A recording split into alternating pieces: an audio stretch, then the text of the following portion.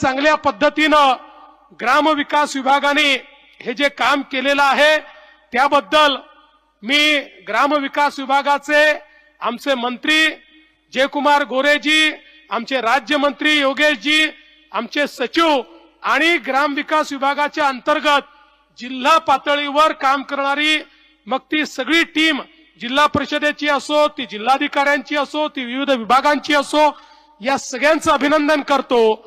पण तुमचं काम आता चालू झालेलं आहे, संपलेलं नाहीये। आता पैसे खात्यात गेल्यानंतर पहिल्या हप्त्याच्या अनुरूप त्यांनी काम केलंय की नाही हे बघणं, त्याचं सर्टिफिकेशन करणं, त्याचं जिओ टॅगिंग करणं आणि मग लगेच दुसऱ्या हप्त्याचे पैसे त्यांना देणं आणि घर पूर्णपणे बांधून घेणं हे अत्यंत महत्वाचं आहे। हे काम आपल्याला पूर्ण करायचं आहे आणि हे करत असताना आपल्या नियमानुसार घर हे जसं घरातल्या पुरुषाच्या नावावर असेल तसंच आमची जी भगिनी आहे तिचंही नाव हे त्या घरामध्ये असलंच पाहिजे, हा देखील आपण ठरवलेला आहे।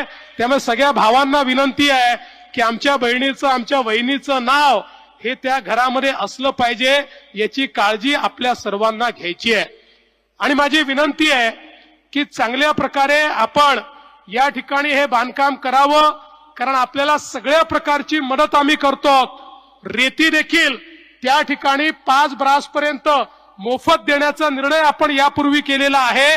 त्यामुळे ती रेती देखील जर कुठे अडचणी असतील तर जिल्हाधिकाऱ्यांना आणि सगळ्या सीओना मी सांगतो की तात्काळ आमचे हे जे प्रधानमंत्री आवास योजनेचे लाभधारक आहेत यांना रेती मिळेल अशा प्रकारचं त्या ठिकाणी नियोजन करून प्राधान्याने त्यांना रेती देण्याचं काम आपण करावं। मी आज या निमित्ताने आपल्या सर्वांना मनापासून शुभेच्छा देतो।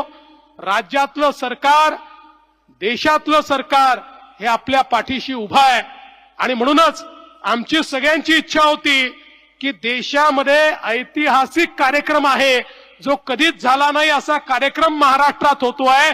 तर ऐतिहासिक कार्यक्रमाला इतिहास निर्माण करणारे आमचे अमितभाई शहाच आले पाहिजेत आणि त्यांनी या ठिकाणी होकार दिला आणि त्यांच्या हस्ते आज या ठिकाणी हा कार्यक्रम संपन्न झाला। त्याबद्दल त्यांचे मनापासून आभार मानतो।